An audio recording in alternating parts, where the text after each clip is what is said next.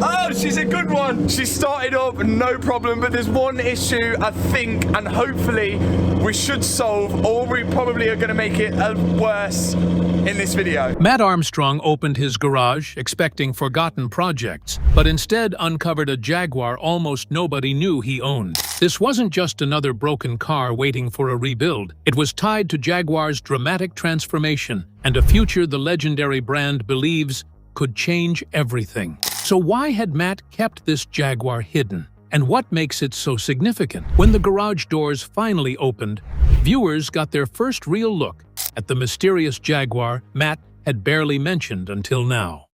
The Jaguar that did not belong in Armstrong's garage. Anyone who has followed Matt Armstrong for a while knows the rhythm of the place. Cars arrive in bad condition. Some are missing engines entirely. Others have structural damage that would make most owners walk away without a second thought. The process that follows is slow, expensive, and often complicated by manufacturers who no longer treat older models as a priority. Parts become difficult to source. Technical information is restricted. The independent workshop is left to solve problems the factory no longer wants to deal with. That is the point of the content. Viewers watch the practical reality of trying to keep a car alive when the company that built it has already moved on to the next thing. Because that pattern is so established, the appearance of a relatively complete and carefully kept Jaguar created an immediate sense that something was different. This was not another public project that had been teased across multiple videos with progress updates and parts lists. There had been no long series of clips about its arrival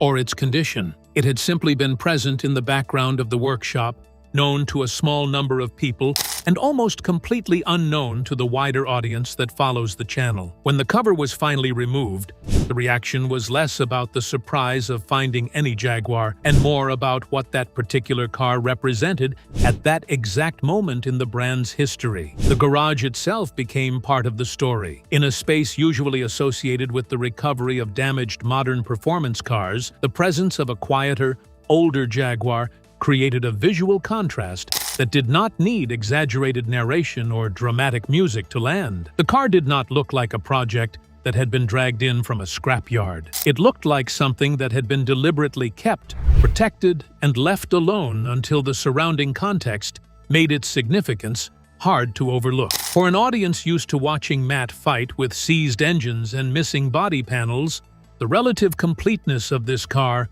only sharpened the feeling that it belonged to a different category of ownership. The car Armstrong kept away from the cameras. The car under the cover was connected to the version of Jaguar that once needed almost no explanation. It represented the period when the badge still stood for a particular combination of design, performance, credibility, and British character that set it apart from the more predictable German alternatives. This was not a car from the final years of the old volume range when the company was already struggling to define itself. It was a machine that still carried the visual and emotional language of the Jaguar that had built its reputation over decades. The kind of car that once sat in American and European driveways as a quiet statement of taste rather than an aggressive display of status. Matt had acquired it years earlier and chosen not to turn it into the kind of public rebuild content that defines much of his channel. There were practical reasons for that decision. Some cars are suited to the long, filmed process of recovery. They arrive damaged, the problems are visible, and the journey back to the road makes natural television. Other cars sit in a different category. They are personal. They are long-term. They are not yet ready for the full public examination that comes with a major series, or they simply represent something the owner prefers to keep slightly outside the regular content cycle. This Jaguar had fallen into that second group. It was not a secret in the dramatic sense of being deliberately concealed from everyone who walked into the workshop. It was simply private, and that privacy had kept it almost entirely out of the wider conversation about Matt's projects and collection. When the car finally appeared on camera, the absence of previous coverage made the moment feel more significant than a typical new arrival. Viewers were not watching the beginning of another familiar rebuild. They were seeing a car that had been present all along, quietly occupying space in the same garage where so many public projects had been completed over the years. The fact that it had remained largely unspoken for so long immediately raised the question of why. The answer was not found in any single dramatic event or sudden revelation. It was found in the wider story of what Jaguar itself had chosen to do during the same period that Matt had been keeping the car. Why Matt kept this Jaguar out of the cameras. There is a clear difference between the cars Matt turns into content and the cars he simply owns and maintains. His public projects serve a specific purpose. They show the reality of bringing damaged, neglected, or unwanted machines back to life. They expose the cost of parts, the difficulty of sourcing discontinued components, the problems that appear when manufacturers stop prioritizing older models, and the satisfaction of finishing something that most people would have abandoned years earlier. Those projects are designed to be followed from the beginning. The cameras are part of the process, and the audience is invited to watch every decision, every setback, every unexpected repair, and every small victory along the way. That distinction matters because not every car in a serious collection needs to become a production. Some vehicles exist outside the content cycle entirely. They are acquired because they still matter to the person who owns them, because they represent a particular period of automotive history, or simply because the owner believes they are worth preserving. They may receive mechanical attention, careful storage, regular maintenance, and occasional use, but they are not automatically turned into content the moment they arrive. The Jaguar belonged to that quieter category. Matt had not necessarily hidden the car from the world in the sense of trying to make its existence a secret. There was no elaborate attempt to conceal it from enthusiasts or prevent people from discovering that it was there. Instead, he had simply chosen not to make it one of the centerpieces of his public work. That is a subtle distinction, but an important one. In a media environment that constantly demands new projects, new reveals, bigger repairs, more dramatic failures, and increasingly elaborate thumbnails, refusing to film a car can actually be a deliberate decision. Turning every vehicle into content risks changing the reason for owning it. A car that begins as something personally meaningful can quickly become another production asset, judged by views, retention, sponsorship opportunities, and audience expectations. The Jaguar had remained outside that cycle. Its eventual appearance therefore carried a different weight. The decision to show it did not simply look like another attempt to manufacture fresh content. The surrounding circumstances had changed. Jaguar was publicly repositioning itself, distancing the company from much of the customer base that had supported the brand for decades, while preparing to introduce a radically different interpretation of what Jaguar was supposed to represent. Yet the older identity of the company had not disappeared. It remained in workshops, private collections, dealerships, specialist garages, and driveways across Britain. One of those surviving expressions of Jaguar happened to be sitting in Matt Armstrong's garage. That timing changed the meaning of the reveal. The car had stayed quiet because it was personal. It became public because Jaguar's own transformation had made the contrast impossible to ignore. Suddenly, the vehicle was no longer just another Jaguar sitting in a workshop. It represented the physical remains of the brand's previous identity at precisely the moment the manufacturer was attempting to leave that identity behind. For an audience that has watched Matt repeatedly deal with the practical consequences of manufacturers abandoning older cars and their owners, the presence of this particular Jaguar at this particular moment felt like more than coincidence. The day Jaguar changed everything. In November 2024, Jaguar did something that would have sounded almost unthinkable only a few years earlier. It stopped selling new cars in the United Kingdom. This was not a temporary production problem or a short-term supply disruption. The company deliberately removed its remaining new car range from its home market, creating the first period without a new Jaguar available for British customers since the end of the Second World War. Even the F-Pace, the model that had become the brand's strongest seller by a clear margin, and one of the few products still providing meaningful volume, was discontinued. There was no immediate replacement waiting in the wings. Jaguar simply stepped away.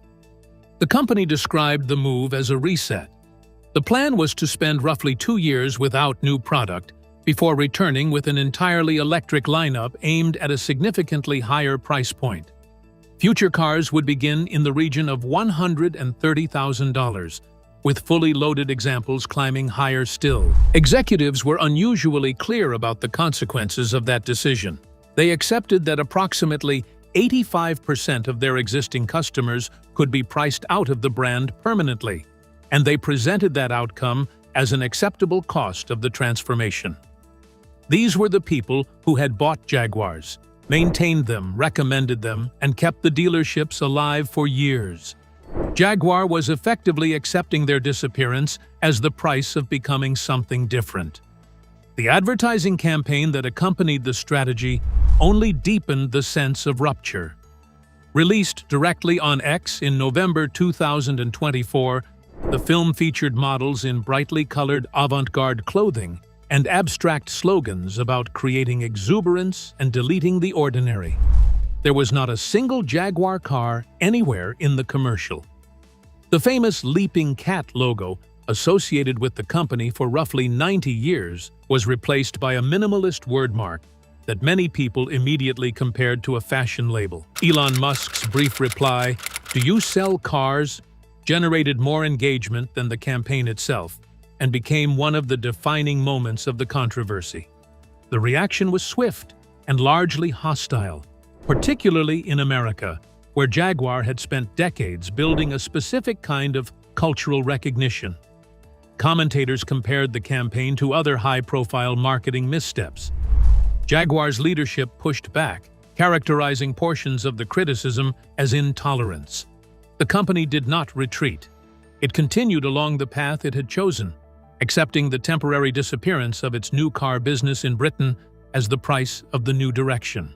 How Jaguar went from hundreds to 6, the commercial consequences of that decision arrived in stages, and none of them were gentle.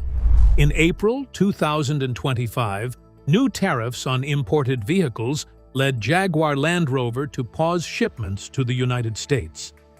North America had previously represented a substantial share of the group's volume, part of roughly 430,000 vehicles sold annually across both brands combined. With no new cars available in Britain by choice and none arriving in America because of trade measures, the brand effectively vanished from 2 of its most important markets at the same time. For the American buyer in particular, Jaguar did not simply shrink. It disappeared. Later in 2025, the company reduced management numbers, cutting up to 500 positions. Then, in August, a major cyber attack forced production to halt for approximately 6 weeks across every British plant.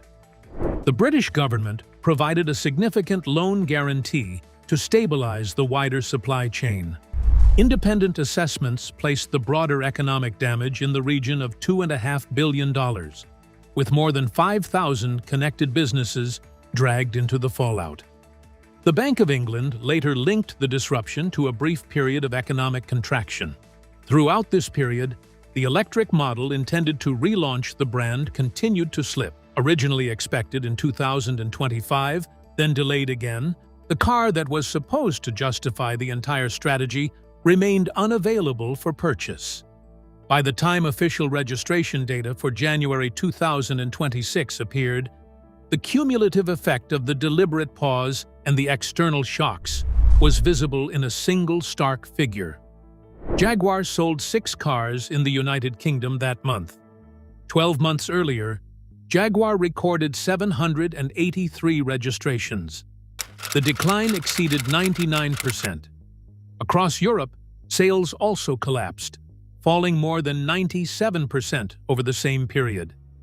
The 6-car month quickly became shorthand for brand collapse, spreading across business discussions, memes, and commentary as a stark example of what happens when a company abandons its existing customer base. For Matt Armstrong, whose work constantly returns to the question of what happens when manufacturers stop supporting the people who already own their cars, the numbers carried particular weight. They were not simply a disappointing sales report. They were the measurable result of a deliberate strategic choice, made in full view of the market and then compounded by a series of external crises that the company had left itself with no margin to absorb. What Matt Armstrong sees that Jaguar's boardroom missed. There is a fundamental difference between the way a manufacturer talks about heritage and the way someone who actually works on the cars experiences it. Boardrooms can decide that a customer base is no longer the target market. They can accept that 85% of existing owners will be priced out. They can replace a 90-year-old logo with a plain wordmark and call the change progress. A restorer sees the practical consequences of those decisions in the form of parts availability, residual values, technical support, and the long-term viability of keeping certain cars on the road. In the period after Jaguar stopped selling new vehicles, demand for earlier examples did not disappear. In several segments, residual values strengthened rather than collapsed. Clean F-types, later F-Paces, and well-maintained older models began trading at levels that would have seemed ambitious only a few years earlier. The Living brand had largely withdrawn from the new car market. Ownership of a Jaguar, therefore, became, by necessity, ownership of a previous Jaguar. Demand concentrated on the cars that remained available, and in some cases those cars became more desirable precisely because the manufacturer had stepped away. That shift created an unusual situation. A company attempting to redefine itself may have temporarily reinforced the cultural and commercial position of the cars it no longer wanted to build. The older machines did not vanish when the strategy changed. In some segments, they became more relevant. For someone whose professional life involves restoring and improving earlier vehicles, the irony is difficult to overlook. The same decision that Jaguar presented as an ambitious transformation also strengthened the position of the previous generation of its own products. Matt's Jaguar sat at the center of that irony, while the company prepared to launch a new identity in New York. One of the cars that still carried the older meaning of the badge remained present in a working garage. Maintained by someone who understands the daily realities of long-term ownership that manufacturers often prefer to treat as someone else's problem. The Jaguar in Matt Armstrong's garage tells a different story. The Jaguar in Matt Armstrong's garage is not valuable because it should not exist, or because it is some mythical lost prototype. It is valuable because it does exist at the exact moment when the company that created its identity has chosen to treat that identity as something that belongs to the past. Jaguar can redesign its logo in an afternoon. It can announce a new price positioning and accept the loss of most of its previous customers. It can return to New York in October 2026 with the Type 01 and ask the market for another chance in the same city where the E-Type once helped establish its American reputation 65 years earlier. What it cannot do is erase the cars that already carry the older meaning of the badge. Those cars remain in workshops, private collections, and, in this case, the garage of a restorer who has built an audience by refusing to give up on machines that other people have written off. The discovery of Matt's Jaguar does not change the commercial facts of the 6-car month or the strategic risks of the 2-year reset. It simply makes those facts physical and visible. While Jaguar spends its survival budget on a glamorous Manhattan launch for a high-priced electric Grand Tourer, an older expression of the same brand continues to occupy space in a British workshop, maintained by someone whose daily work involves the long-term realities of ownership, parts, and mechanical sympathy that the current strategy seems determined to leave behind. The contrast is not subtle, and it does not need to be overstated. One side of the story is a company that decided the majority of its existing customers were no longer worth keeping, and then discovered how few of them were still waiting when the numbers came in. The other side is a car that still represents the version of Jaguar those customers had spent decades supporting, sitting quietly in the garage of a man who understands better than most what happens when that support is withdrawn. The cover came off at the moment when that contrast became impossible to look away from. From a deliberate commercial pause to a carefully staged return in the city that once launched its greatest success, Jaguar's recent history has been defined by choices whose full consequences are still unfolding. What do you make of the strategy so far? Share your thoughts in the comments. And subscribe if you want further examination of the decisions that quietly reshape the car industry.